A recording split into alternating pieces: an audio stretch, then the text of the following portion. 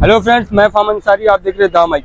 इस वक्त हम भिवंडी शहर के कल्याण रोड इलाके में स्थित हिल लाइफ हॉस्पिटल के सामने खड़े हैं। मैं आपको बता दूं कि बीते महीने 1 महीना पहले 8 मार्च को जो है भिवंडी के वरिष्ठ पत्रकार फ़हीम अंसारी साहब ने इस हिल लाइफ के 3 डॉक्टर्स पर जो है एफआईआर दर्ज करवाया था, जिसको लेकर हिल लाइफ के एडमिन आसिफ अली खान BAMS जिन्होंने जो है आज इस पूरे मामले का खुलासा किया है और फ़हीम अंसारी साहब के जो है तमाम आरोपों का जो है जवाब दिया, खुलासा किया। हमसे बात करते हुए उन्होंने क्या कहा वो बताएंगे आपको, लेकिन मैं बता दूं कि वीडियो थोड़ा सा लंबी है और लोगों से अपील करेंगे कि इस पूरी वीडियो को देखें। पहले तो हम लोगों का पहली बार इंटरेक्शन हुआ है, तो मैं अपने आप को इंट्रोड्यूस कर रहा हूँ। My self doctor Asif Khan, consulting Ayush practitioner attached with Hill Life Hospital, and now I am looking after administration. मैंने ये प्रेस कॉन्फ्रेंस कुछ मुद्दों के लिए लिया है। साबिया एंड फ़हीम अंसारी ने एक पिछले मंथ में एक रमज़ान के दौरान उनने एक प्रेस कॉन्फ्रेंस लिया था जिसमें उनने कुछ हिल लाइफ हॉस्पिटल के लिए एलिगेशंस लगाए थे, तो उसका जवाब देना है। और एक अहद पेशेंट था, उनके भी कुछ मुद्दे थे हिल लाइफ को लेकर, उसको भी एड्रेस करना था। सबसे पहले मैं सबको जय महाराष्ट्र, जय भीम, जय श्री राम, अस्सलाम वालेकुम, गुड आफ्टरनून बोलना चाहता हूँ कि आप लोगों ने मैंने बुलाया और आप लोग आए।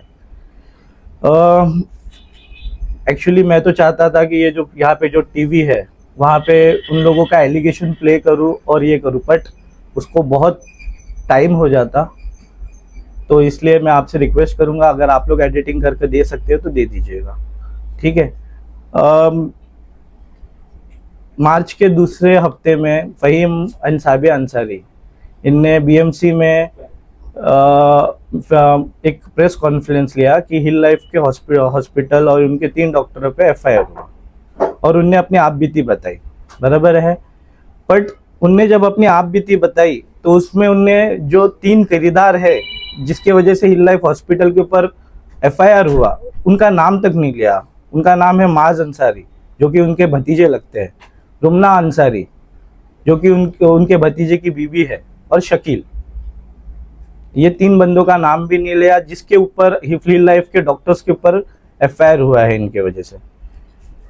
स्टार्ट में उनने बोला उनका फ्लाईओवर पे एक्सीडेंट हुआ, उनने अपने हस्बैंड को कॉल किया तो उनके हस्बैंड ने मास को कॉल किया जो कि हमारे यहाँ पे एज अ RMO काम करता था।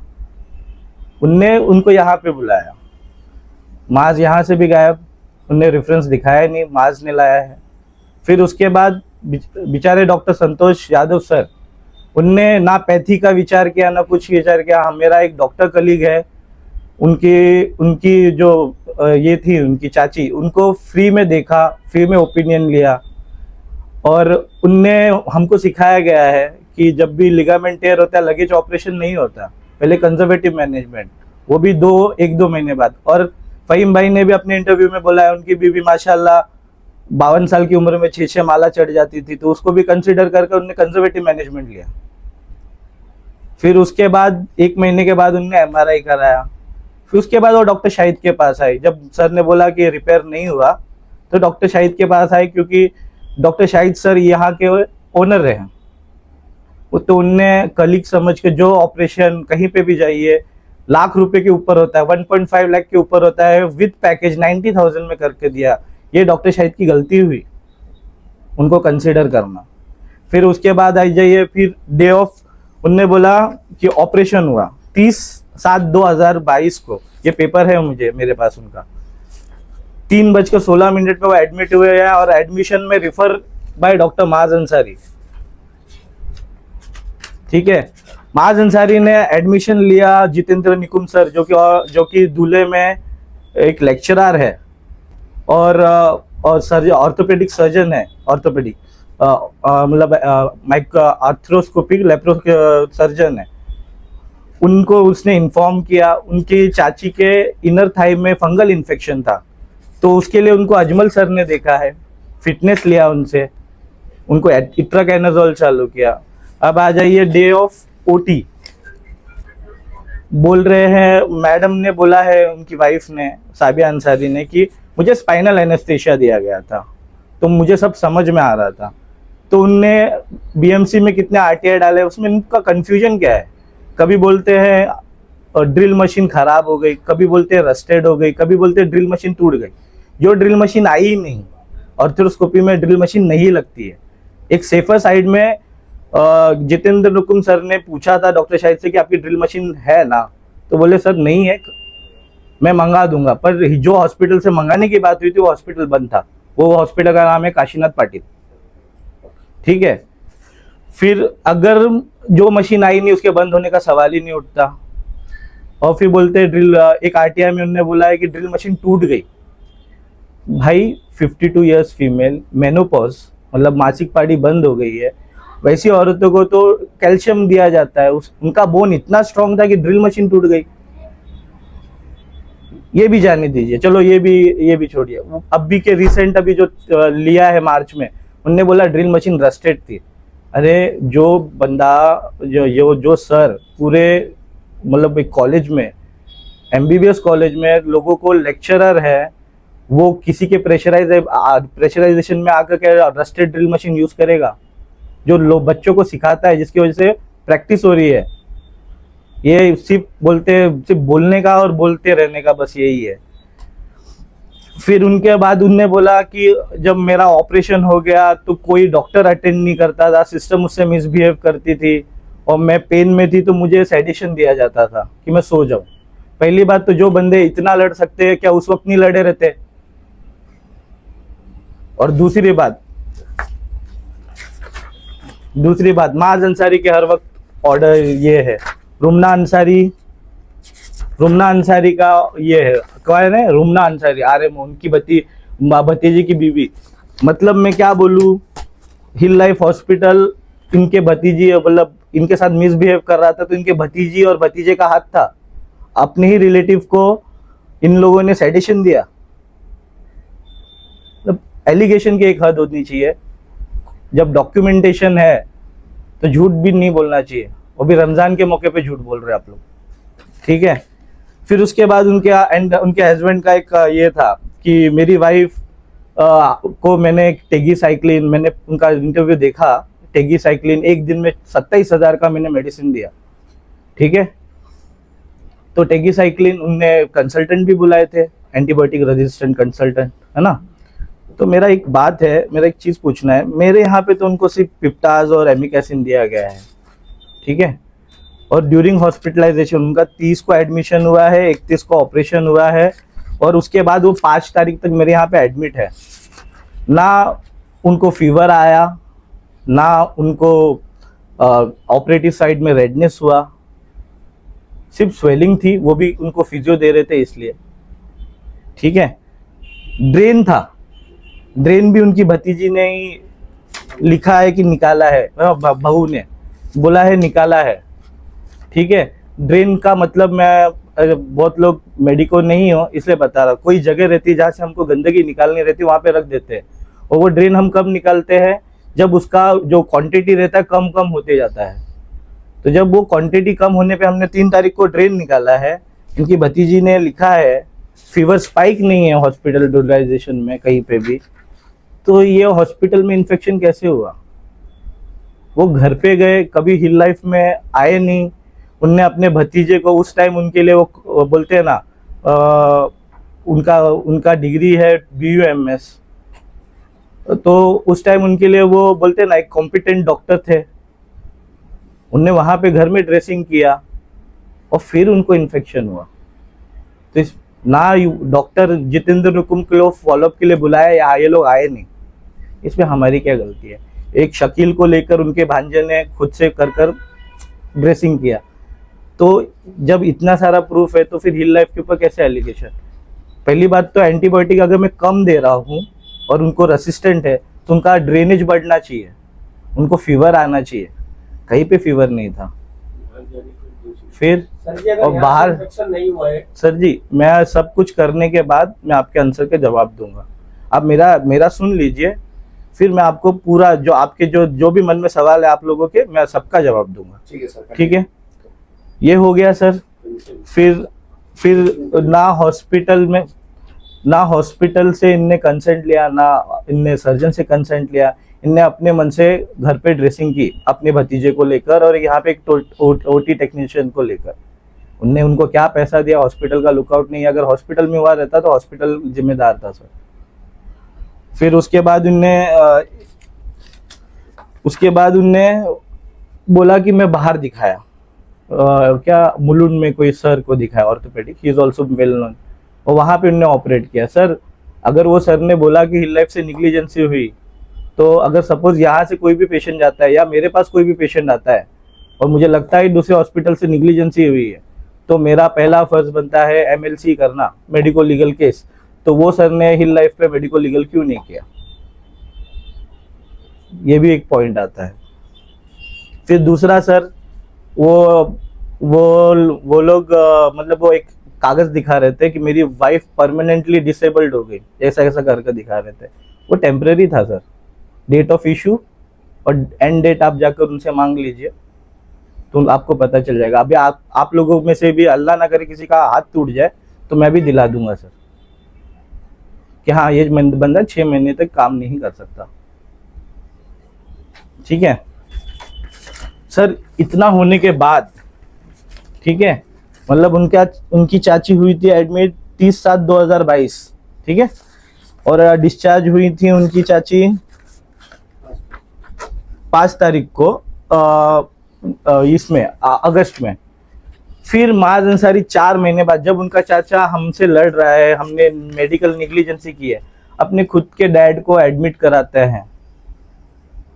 ऐसा कौन सा रिश्तेदार है सर, मैं भी जानना चाहता हूँ कि अगर हम में से घर में से अगर किसी को कुछ हो जाए ना कोई हॉस्पिटल में, अगर उसकी निग्लिजेंसी की है, तो हम लोग हॉस्पिटल की तरफ थूक कर भी नहीं देखेंगे। ये कौन सा रिश्तेदार है।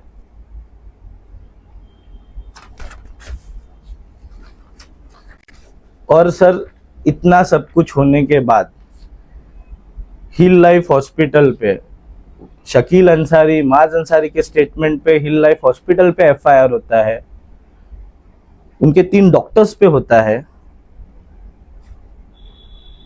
किस बेस, वो भी 2 साल बाद, शायद से सितंबर अक्टूबर में 2025 में उनका स्टेटमेंट लिया गया है। और स्टेटमेंट भी किसी मेडिको लीगल वाले ने नहीं लिया, पुलिस ने लिया है।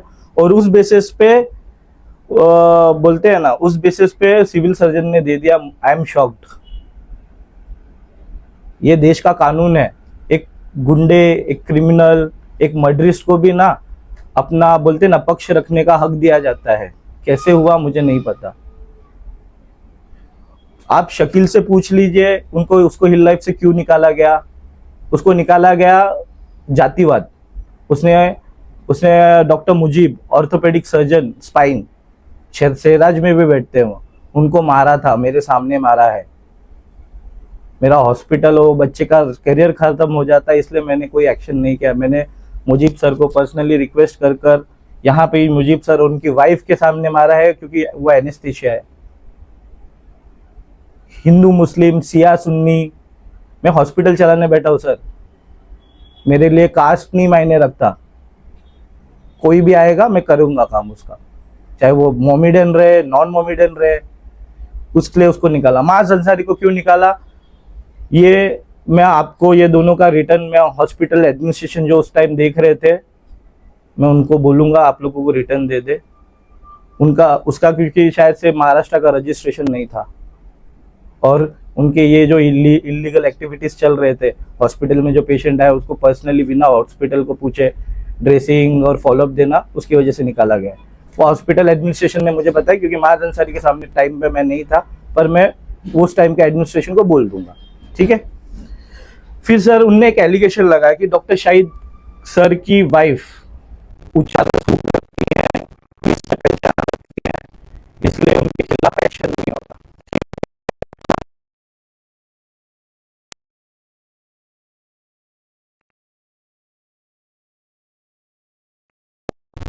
आप इंडिया में काम करते और आपका एक पर्टिकुलर पार्टी की तरफ ज्यादा रुझान है, तो उनका रसूख, उनका पहुंच, उनका और मीडिया की पावर लेकर आपने ये सब कराया है। इतने सारे लूप होल्स होने के बाद भी हिल लाइफ के डॉक्टर्स को, ना सर्जन को, ना एनेस्थेटिक को, किसी को भी बुलाया नहीं गया, उनके खिलाफ एफआईआर हो गया। आता है एक कॉमन पर्सन के बीच में जाएगा,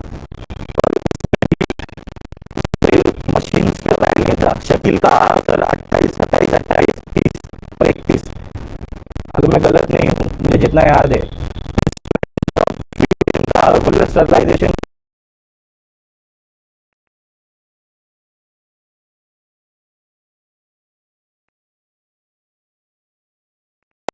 किया है, उसका भी मेरे पास है। ये सब ना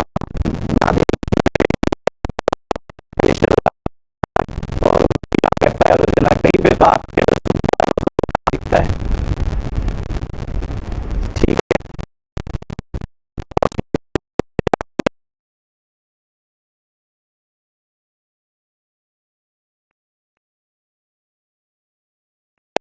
कि बोगस डॉक्टर, आयुष के डॉक्टर, मतलब BMS और BHMS को कंपेयर किया, इनकी लायकी नहीं है, इनका इन लोगों का ये नहीं है। तो सर तो ये लोग ने जो है जो कोविड में सर्व किया था, वो क्या फिर जनता की जान के साथ BMC ने खेला है? अभी भी तो ऑर्डर निकाला है 40 डॉक्टर्स का, मतलब आप लोग जान के साथ खेल रहे हो इनकॉम्पिटेंट डॉक्टर्स को रखकर। और इतना कुछ बोलने के बाद नीमा और बिम्पा जैसी एसोसिएशन उनके खिलाफ एक वाक्य नहीं बोलती। इसमें आपके रसूखदार दोस्तों का हाथ नहीं दिखता, आपका पावर नहीं दिखता। दूसरा वो बोलते बुशरा मैडम साहब, नहीं सॉरी, डॉक्टर बुशरा सैयद साहब, नहीं मैडम, वो आए थे हिल लाइफ को बंद करने उनके केस में। मैडम अगर ऐसा है कि मैडम आपको कुछ दूसरा आंसर देती है और हमको नोटिस कुछ दूसरा देती है, तो इसमें भी आपसे कितना डर रही है उसका उनका रसूख दिख रहा है सर। रसूख की बात तो बोलते हैं ना, उनसे गलती लग रही है। और उन्होंने बोला मेरी लास्ट में बोला मेरी सच की लड़ाई है। सर ये कौन सी सच की लड़ाई है जहाँ पे सब कुछ छुपाया जा रहा है? मेरी भी सच की लड़ाई है। और मैं एज ए हिल लाइफ, जब तक मैं एज ए हिल लाइफ में हूँ, एज ए हिल लाइफ का पार्ट हूँ, आप कंज्यूमर फोरम जाओ, हाई कोर्ट जाओ, सुप्रीम कोर्ट जाओ, एज ए नेवी पर्सनल जो मेरे डैडी ने सिखाया है मुझे, I will fight till the end. Supreme court में जाइए आप, मैं सुप्रीम कोर्ट तक लड़ूंगा आपसे, क्योंकि ये आपकी निग्लिजेंसी है, हॉस्पिटल की नहीं है। तो ये बोलते ना सच सत्यमेव जयते, जब तक नहीं होगा ना तब तक मैं तो शांत नहीं बैठने वाला, जब तक मैं जिंदा हूँ। मर गया तो अल्लाह ताला। फिर ये हो गया सर। दूसरा एक पेशेंट था रमज़ान के टाइम, 2, 3 या 4 रोज़े में उनका एक्सीडेंट हुआ था। वो पेशेंट का नाम था अहद अंसारी। अल्लाह वो बच्चे की रूह को आराम दे, और किसी माँ बाप को बोलते हैं ना भरी जवानी में अपने लड़के की लाश ना देखनी पड़े। ठीक है, वो सर ने 2 चीज़ बोला। हिल लाइफ ने 4 घंटे में हिल लाइफ ने 45,000 बनाए, और वहाँ पे नाम लिख कर आया था, शायद से फिरोज़ भाई का न्यूज़ था। ठीक है, 4 घंटे में 45,000 रुपये बनाए। सर उसका बिल है 20,000, उसमें कुछ 23,000 है, हम लोग ने डिस्काउंट दिया 3,900, उसमें वेंटिलेटर चार्जेस है, ये सब है सर। हाँ, दूसरा बोले 30 रुपये की मेडिसिन हिल लाइफ ने 300 रुपये में बेची। पहली बात, हिल लाइफ क्या इंडिया महाराष्ट्र का कोई भी हॉस्पिटल की औकात नहीं है कि मेडिसिन का रेट डिसाइड कर सके। मेडिसिन का रेट कौन डिसाइड करता है? NPPA, national pricing pharmaceutical pricing authority, और उसकी क्वालिटी डिसाइड करने वाला FDA रहता है। जो डॉक्टर दोस्त ने उनको ये बताया, तो क्यों अपनी कलीग का ही नाम बर्बाद करने के पीछे पड़े हो? उनको ये भी तो समझाओ। आपका अगर कंप्लेंट है तो आप गवर्नमेंट से लड़ो। किसी बोलते हैं ना जो अपने आप को रिप्रेजेंट नहीं करता उसका बदनामी करने की नहीं। उसमें भी मैंने डिस्काउंट दिलाया सर। 20,000 का मेडिसिन हुआ था, मैंने 7,000 कम करवाया। मेरा उनसे कोई भी ये नहीं है। कैसा है, जिसका बच्चा जाता है ना उसको पता चलता है, उसके लिए 4 घंटा क्या 8 घंटा भी 2 घंटे के बराबर रहता है। ठीक है, फार्मेसी का बिल हुआ, उसमें मैंने 35% डिस्काउंट कराया। ठीक है, जिसका बच्चा जाता है सर, मुझे उनसे कोई भी पर्सनल नहीं है। उनने बोला कि आईजेम, आई डोंट नो उनको आईजेम में क्या सुविधा मिली नहीं मिली, सर मेरा प्राइवेट हॉस्पिटल है, मुझे टैक्स पे करना पड़ता है, बीएमसी को भी पे करना पड़ता है, मेरी लाइबिलिटीज़ है, तो मेरे रेट्स रहेंगे। आप आईजीएम के प्रति आपका रोष मुझे समझ में आता है, क्योंकि वो अगर रहेगा, अगर नहीं फैसिलिटी दी है तो उनको सब गवर्नमेंट से आता है फंड, मेरे को नहीं आता सर, ना मेरे पास कोई गवर्नमेंट का कोई ये है कि मैंने उनको नहीं दिया, ठीक है। और इसमें हाँ, फ़हीम भाई का जो एक मुद्दा था, बुशरा मैडम ने जो नोटिस दिया था बंद करने को, वो पेशेंट के रिलेटिव ने बोला एक डॉक्टर नहीं मिला, तो वो जो सुश्रुत नियम के अनुसार हमको नोटिस दिया तो वो आईजीएम पे क्यों नहीं गया, ठीक है। दूसरा सर ये है कि मुझे पता चला कि किसी ने पूछा लेटर भेज कर वहाँ पे कि प्राइवेट में क्यों भेजा, तो सर प्राइवेट में क्यों भेजा आपने ये पूछा, बहुत अच्छा काम किया, बट आपको ये भी पूछना चाहिए था ना सर कि जो आप बीच में वेंटिलेटर आए थे भिवंडी में वो कोविड के टाइम पे, वो कहाँ पे गए, सीटी स्कैन क्यों नहीं हुआ पेशेंट का, 1 CR का सीटी आता है सर, अगर वो पेशेंट का CAT हो जाता हमारे पास आता, हम उसको लगेज बता देते सर्जरी लगने वाली है कि क्या लगने वाला है, तो पेशेंट का जान बच सकती थी, सीटी क्यों नहीं हुआ, ठीक है। और हाँ, हिल लाइफ हॉस्पिटल का तो नाम 4 घंटे में 45,000 लगा कर दे दिया न्यूज़ में, उसके बाद एक पूजा गुप्ता पेशेंट, एक्सप्रेस न्यूज़ वाले ने वो डाला था, एक्सप्रेस न्यूज़ ने, पूजा गुप्ता पेशेंट, मुझे नहीं पता क्या मेडिको लीगल हुआ वहाँ पे, उसको वहाँ पे वो ऑपरेट हुई, वो कॉम्प्लिकेट हुई और उसको प्राइवेट हॉस्पिटल में वहाँ के ही डॉक्टर लेकर गए, ऐसा एक्सप्रेस न्यूज़ में बताया है। और उसके फादर ने ऑन रिकॉर्ड बोला है 4 घंटे का 40,000 लिया है, ना वो हॉस्पिटल का नाम आया ना ये। तो आपको ऐसा नहीं लगता कि डॉक्टर शाहिद और उनकी वाइफ के बोलते सामाजिक कार्य या उनका जो रुतबा है उसको, या हिल लाइफ को डिफेम करने का ये सब किया जा रहा है, ये क्लियर पता चल रहा है। दूसरा सर, कब तक, मेरा एक भिवंडी की जनता से अपील है, कब तक हम अपने पेशेंट को ट्रांसफ़र होकर मारना चाहते हैं। बोलते पेशेंट आता है यहाँ पे, थोड़ा भी कॉम्प्लिकेट होता है डायरेक्टली आईजीएम जाता है, जो गोल्डन आवर हमारी मेडिकल लैंग्वेज में बोला जाता है गोल्डन आवर ऑफ ट्रीटमेंट, उसमें से जो 5-6 घंटे का जो गोल्डन आवर रहता है वो पेशेंट सिर्फ ट्रांसपोर्टेशन में उसका चला जाता है 2-3 घंटा, वो क्या बचेगा सर। तो सिर्फ प्राइवेट हॉस्पिटल और डॉक्टर्स को जल्लाद दिखाने से अच्छा है हॉस्पिटल से बात करें। पेमेंट का इशू है तो थोड़ा हॉस्पिटल को डिस्काउंट देने बोले, खुद आप करो थोड़ा जो आपके रहनुमा बनना चाहते हैं वो रहनुमा कंट्रीब्यूट करे, सिर्फ आकर पटेली न करे, और उनके नाम पे जिनको भेजते हैं ना उनको पटेली करने ना बोले। मुझे मालूम है ये अभी प्रेस कॉन्फ्रेंस के बाद मेरे जो कमेंट रहेंगे सब पटेलों के रहेंगे और अच्छे रहेंगे माशाल्लाह, मुझे कोई फ़र्क नहीं पड़ता।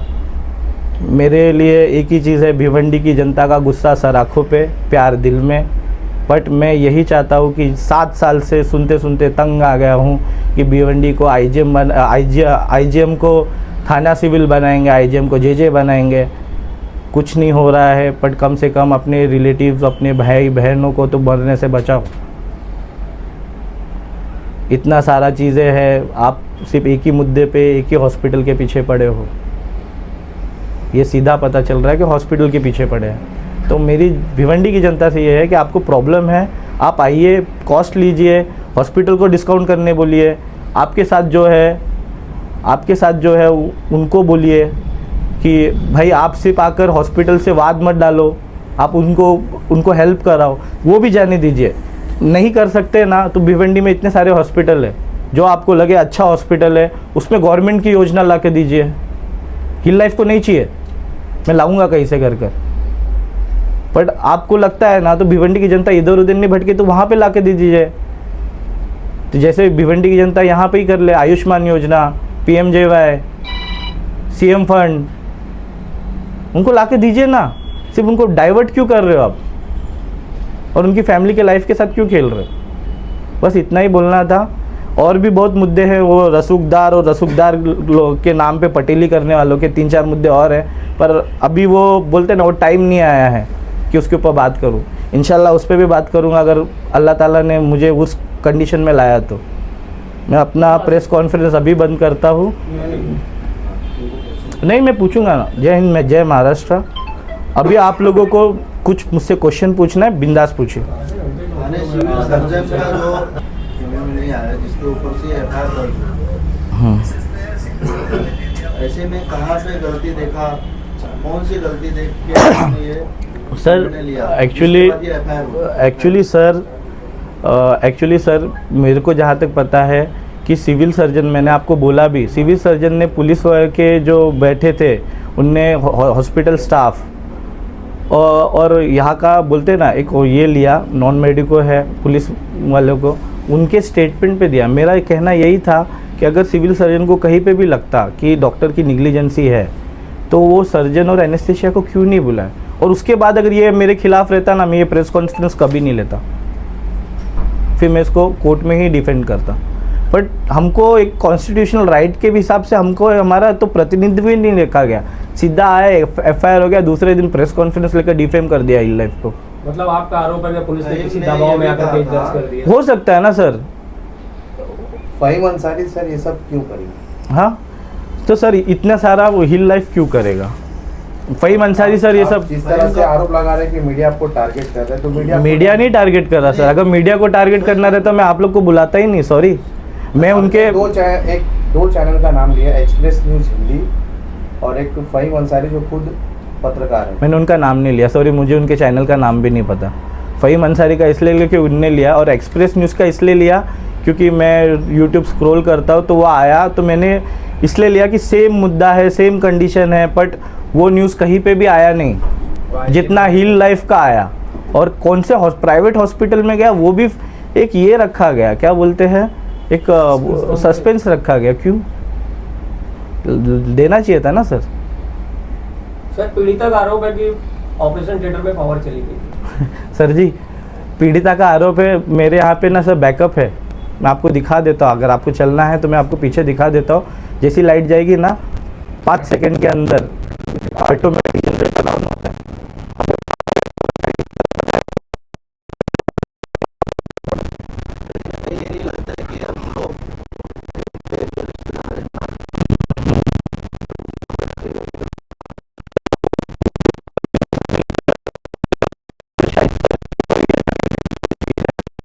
और अगर एक बात बताइए, मैंने इतने सारे पॉइंट्स दिए, उसके बाद भी एफआईआर डॉक्टर शाहिद सर पे और बेचारे 3 कंसल्टेंट पे होता है, तो एक बात बताइए, जो शाहिद सर का एक आरोप है कि उनको उनसे पैसे मांगे जा रहे हैं, वो कहाँ पे गलत है?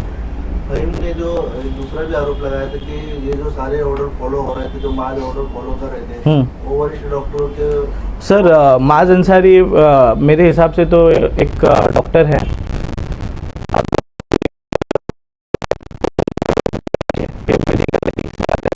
फिर एक काम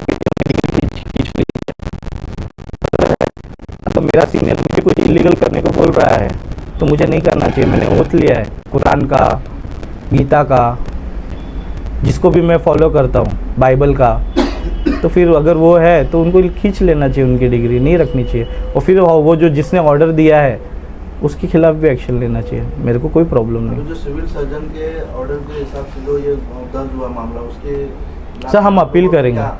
हमको अभी तक तो कॉपी नहीं मिली है सर, वो कुछ चार्जशीट उर्शीट क्या रहता है वो चालू है, वो जब चार्जशीट मिल जाएगी हम लोग अपील करने वाले हैं। हमारा पूरा, मैंने आपको पहले ही बोला, अगर मुझे हाईएस्ट कोर्ट ऑफ लॉ में भी जाना पड़ा, सुप्रीम कोर्ट में, तो मैं जाऊंगा, क्योंकि यहाँ पे निग्लिजेंसी सब फीवर स्पाइक ही नहीं आया ड्यूरिंग हॉस्पिटलाइजेशन। सर वो भी होगा। और एक्चुअली मेरे को ये बोलना था, आयुष के खिलाफ इनने इतना कुछ बोला, तो आयुष के डॉक्टर ने तो कोई ये नहीं लिया। मैंने जो ये लिया है, मैंने कुछ लॉयर्स उनसे बात की है, उससे बात करके मैं उनके ऊपर खुद डिफेमेशन से फेम करूँगा। आपका प्रॉब्लम अगर एक हॉस्पिटल से है तो आप पूरी कम्युनिटी को नहीं टारगेट कर सकते। अगर मेरा प्रॉब्लम फ़हीम अंसारी से है तो मैं पूरी मीडिया को टारगेट नहीं कर सकता। सब एक जैसे नहीं होते सर। उनने क्या बोला, इनकी लायकी नहीं है। एक बात बताओ, मेरा Ayush ministry, government of Maharashtra, government of India, इनसे एक ही अपील है सर, अगर ये हमारी उनके कहने में अगर सत्य है ना कि हमारी लायकी नहीं है तो बंद करो वो कॉलेजेस, और नहीं है तो उनके ऊपर एक्शन लो।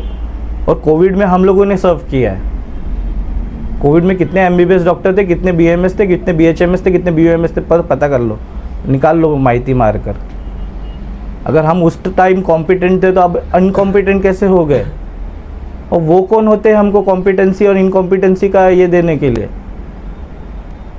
सर, आप मुलुंड के डॉक्टरों को क्या कहेंगे जिन्होंने बताया उन्हें कि सर उनने MLC किया, भिवंडी से इन्फेक्शन हुआ? सर ना सर उनने MLC किया सर, उनने हॉस्पिटल पे MLC किया। वो तो कोई भी बोलेगा भिवंडी से ये हुआ। अगर आप हिस्ट्री छुपाओगे, आप जब इतनी हिस्ट्री छुपा रहे हो कि आपके भतीजे ने ये सब किया है, जब आप हिस्ट्री आपने बताया उनको कि मैंने घर पे ड्रेसिंग की, आप अगर हिस्ट्री छुपाओगे तो वो कोई भी ये करेगा। तो भी मैं पूछ रहा हूँ कि उनने अगर उनको लगा, इन लोगों ने अगर मेरे हॉस्पिटल का नाम लिया तो मेरे हॉस्पिटल के खिलाफ MLC क्यों नहीं की? और सर कौन सा मतलब बोलते ना 7 तारीख को ये हुआ, उनके बाद उनको प्रॉब्लम चालू हो गया। और कितना उनके डैडी को उनने एडमिट किया है, उनके डैडी को उनने एडमिट किया है, लेट मी सो 9/11। सर ऐसा कौन सा रिलेटिव रहता है कि मतलब इतना होने के बाद, उसके फैमिली के साथ होने के बाद ना सिर्फ कंटिन्यू हॉस्पिटल में काम किया, इवन अपने फादर को भी ये किया। मतलब कहीं पे तो ना वो उनने प्रेशराइजेशन में कुछ किया है ना कुछ, उनको पता है कि वो गलत है, पर तो भी अभी किसी वजह से वो साथ दे रहे हैं, मुझे नहीं पता। और जहाँ तक है सर, मैंने हमारे हॉस्पिटल ने शकील को निकाला क्योंकि हमको एक बोलते हैं ना अच्छा क्लाइमेट चाहिए था कि हिंदू मुस्लिम नहीं होना चाहिए, वो बोलते हैं ना सिया सुन्नी नहीं होनी चाहिए, एक साथ बैठ कर मेरा स्टाफ खाना खाना चाहिए, इसलिए उसको निकाला। और मास को निकाला मिस प्रेजेंटेशन और इलीगल एक्टिविटीज़ के लिए। मतलब मुझे ऐसा बताया गया है, मैं आपको लिखा के दे दूंगा कि उनका डॉक्टर रजिस्ट्रेशन नहीं था। एक्चुअली वो मेरे साथ काम किए हैं कोविड में, मुझे लगा BMC ने रखा है तो उनका महाराष्ट्र का रजिस्ट्रेशन रहेगा, और उससे पहले वो वेदांत और टाइटन में उनने काम किया है, ऐसा वो बोले थे, मुझे नहीं पता, ठीक है। तो इसकी वजह से मैंने उनको रखा, तो बाद में इनको पता चला, इन्हें निकाल दिया ये सब चीज़ से। अब ये दोनों के स्टेटमेंट के ऊपर हिल लाइफ के ऊपर FIR हो गया, उनके डॉक्टर्स के ऊपर हो गए, तो ये कॉमेडी लगती है।